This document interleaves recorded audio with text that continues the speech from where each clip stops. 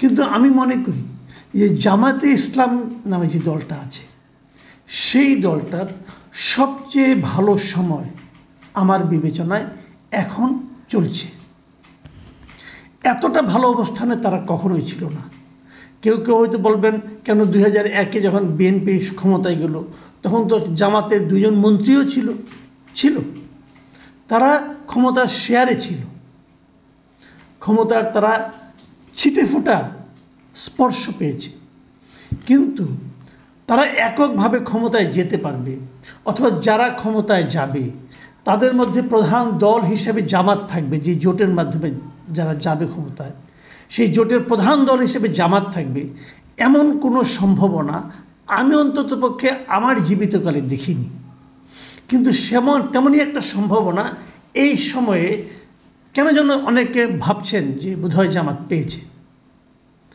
তো জামাত এই সুযোগটা সদ্ব্যবহার কি আদৌ করবে? করলে কিভাবে করবে? জামাত আগে যতবার যেভাবে ছিল, জামাত কিন্তু দাপটের সঙ্গে ছিল। আমি মনে করি জিয়াউর রহমান যখন ক্ষমতা নিলেন তারপরের থেকেই জামাত ধীরে ধীরে কিন্তু নিজেদের মতো করে দাপটের সঙ্গেই তারা রাজনীতি করতে পেরেছে, তারা স্বাধীনভাবে রাজনীতি করতে পেরেছে, কিন্তু কখনোই ক্ষমতায় যাওয়ার মতো সম্ভাবনা তৈরি করতে পারেনি। এখন পারল কেন? আমার বিবেচনায় পেরেছে এই কারণে যে তাদের উপর আমি মনে করি গত 15 বছর আওয়ামী লীগের যে সরকারটা ছিল তারা জামাতের উপর অন্যায় করেছে।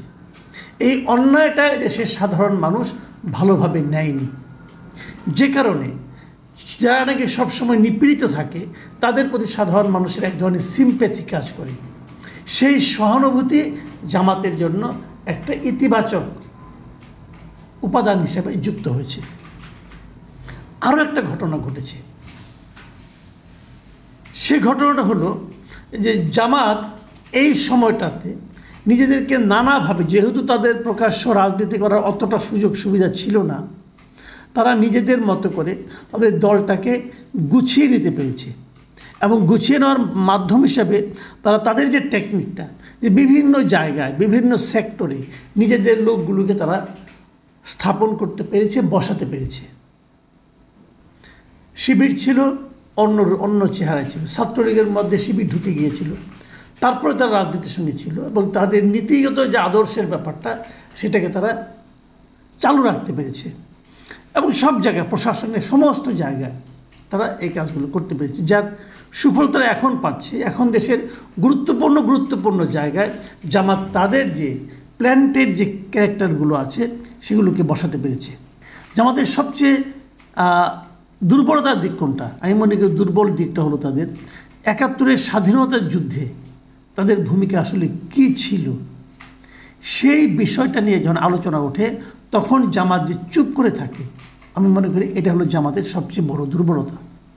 প্রথম দিকে কয়েকদিন চেষ্টা করা হয়েছিল, যেহেতু আমি আগেই বলেছি এই যে ছাত্র আন্দোলনের মাধ্যমে সরকারের যে পতন ঘটল, এখানেও কিন্তু জামাতের যে ছাত্র সংগঠন ইসলামী ছাত্র শিবির তাদের গুরুত্বপূর্ণ ভূমিকা ছিল এবং সেই ভূমিকা ছিল বলেই তারা কিন্তু একটা ন্যারেটিভ মানুষের মধ্যে একটা চিন্তা, একটা বিকল্প চিন্তা হিসেবে 71-এর বিকল্প হিসেবে জুলাই আগস্টের যে আন্দোলন, সে আন্দোলনকে দাঁড় করানোর একটা চেষ্টা তারা কিন্তু করেছিল এবং বেশ জোরে সোরেই করেছিল এবং অনেকে এমনও ভেবেছিলেন বোধহয় তারা সেটাকে বাস্তবায়নও করতে পারবে। কিন্তু যে কোনো কারণে হোক আমার মনে হয়েছে তারা নিজেরাও বুঝতে পেরেছেন যে 71-এর বিকল্প 2024 নয়, এটা তারা বুঝতে পেরেছেন। 9 মাসের বিকল্প 36 দিন নয়, এটাও তারা বুঝতে পেরেছেন। ওটার উপরে এটাকে ওঠানো যাবে না, ওটাকে প্রথম আমাদের স্বাধীনতার যুদ্ধ হিসাবে মেনে নিয়েই পরবর্তী কাজগুলো করতে হবে। তো ওটাকে যদি আমি আপনাদের প্রধান অর্জন মনে করি, আমাদের জাতি হিসেবে আমাদের প্রধান অর্জন মনে করি, তো সেই অর্জনে জামাতের কি ভূমিকা ছিল, সেই অর্জনে জামাত কি ভূমিকা রেখেছিল। আজকে দেখলাম যে মানবজমিন পত্রিকা একটা রিপোর্ট করেছে, রিপোর্টটার শিরোনাম এ ধরনের, 71 প্রশ্নে জামায়াতে নতুন আলোচনা, আসতে পারে সিদ্ধান্ত। এটা আসলে অনেক দিন ধরেই চলছিল যে 71-এর ভূমিকাটা নিয়ে জামাত কিছু একটা বলবে, আত্মসমালোচনা করবে অথবা জনগণের কাছে ক্ষমা চাইবে। এটা অনেক আগের থেকেই কিন্তু এরকম একটা প্রক্রিয়া চলছিল। ওই জামাতের একজন আইনজীবী ছিলেন ব্যারিস্টার রাজ্জাক আলী, উনি তো সরাসরি এটা বলতেন যে আমাদের উচিত 71-এর ভূমিকাটাকে আমাদের ভুলটা স্বীকার করে নেওয়া। কিন্তু ওই সময় জামাতের যারা নাকি শীর্ষস্থানীয় নেতা ছিলেন, ওনারা সেটা কখনোই করতে চাননি। ওনারা গর্তমি করেছেন, কারণও আছে, কারণ ওনারা ওই ভূমিকা তো ছিলেন, খারাপ ভূমিকা ওনারাই ছিল, ওই ব্যক্তি হিসেবে ওনারাই ছিলেন। কিন্তু জামাত এখন যারা করেন, এমনকি জামাতের বর্তমান যিনি আমির, ওনারাও তো 71-এর বয়স, উনি নাবালক ছিলেন, উনি নিজেও বলেছেন যখন আমি শিশু ছিলাম। তার মানে এখনকার যারা আছেন তারা কেউ কিন্তু 71-এর মুক্তিযুদ্ধের সঙ্গে জড়িত ছিলেন না, পক্ষে বিপক্ষে কোনো দিকেই ছিলেন না। তাহলে ওই সময় তার দল একটা ভুল করেছে, এটা স্বীকার করতে দ্বিধা কোথায়? কিন্তু এটা করা উচিত, এটা করলে জনগণ খুশি হয়। বাংলাদেশের জনগণ কিন্তু ক্ষমা করে দিতে চায়, কিন্তু আপনি যদি ক্ষমাই না চান তাহলে কীভাবে ক্ষমা করবে তারা? আমি মনে করি এই জায়গায় জামাতের একটা সুবর্ণ সুযোগ। জামাত কিন্তু পারে, জামাত কিন্তু বলতে পারে যে আমরা যে ভুলটা করেছি, 71-এ আমাদের দল ভুল করেছে, আমরা সেটাকে ভুল হিসেবে মেনে নিচ্ছি, এবং যদি আমাদের যারা কারো অন্যায় হয়ে থাকে, কারো যারা ক্ষতিগ্রস্ত হয়ে থাকে আমাদের কারণে, আমরা তাদের কাছে ক্ষমা চাচ্ছি। এতে জামাতের রাজনীতি আমি মনে করি উন্নত হবে। কিন্তু আমি কাউকে এখনও বলতে দেখছি যে 71টাই আসলে খারাপ ছিল, 71টা ভারতের একটা ষড়যন্ত্র ছিল, ভারত চেয়েছিল পাকিস্তানকে ভাগ করতে, এই জন্য ভারত সেটা পেরেছে। এই সমস্ত কিন্তু বিতর্কিত বিষয়, কারণ এটা হতে পারে, আমি এটা কিন্তু একদম উড়িয়ে দিচ্ছি না। ভারতের যে ধরনের কোনো মতলব ছিল না আমি তা বলবো না, কিন্তু যদি ভারতের মতলবটা সঠিকও হয়ে থাকে, তারপরেও আমি বলবো যে পূর্ব পাকিস্তান এবং পশ্চিম পাকিস্তানের মধ্যে যে বৈষম্য ছিল, ওরা পশ্চিমারা যে আমাদের উপর নানা রকম শোষণ করত, তার কোনোটাই তো মিথ্যা ছিল না। মিথ্যা হলে তো এই জনগণ মাঠে নামতো না। আপনি বিভ্রান্ত করে একটা জাতির একটা অংশকে বিভ্রান্ত করতে পারবেন, পুরো জাতিকে বিভ্রান্ত করা যায় না। তো এই জিনিসটা আপনাদেরকে বুঝতে হবে। আমি মনে করি জামাতের এটা একটা সুবর্ণ সুযোগ। জামাত যদি আমাদের রাজনীতিতে নিজেদেরকে গুরুত্বপূর্ণ রাখতে চায়, তাহলে আমি মনে করি জামাতের উচিত হবে মানে দ্রুততার সঙ্গে স্বীকার করে নেওয়া যে 71-এ আমরা ভুল করেছিলাম।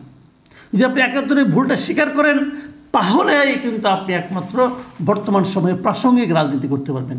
তাহলে আপনারা ওই প্রশ্নটাও তুলতে পারবেন যে মানবতা বিরোধী অপরাধের নামে আপনাদের উপর যে ইনজাস্টিস করা হয়েছে, কেউ কেউ যে অপরাধী ছিলেন না তা না, ছিলেন, তাদের বিচার ঠিক আছে, কিন্তু অনেককে তো বিচার করা হয়েছে যারা নাকি অপরাধী ছিলেন না, আসলে তাদের অপরাধ ছিল তারা জামাত কেন করে, অতএব তাদেরকে ফাঁসিতে ঝোলাতে হবে।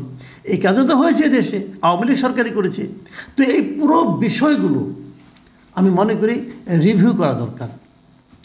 আর এই সুযোগ জামাত শেষ পর্যন্ত নেবে নাকি তাদের সেই পুরনো রাজনীতিতেই থাকবে, এটা আগামী 2-1 দিনের মধ্যে হয়তো আমরা দেখতে পাবো।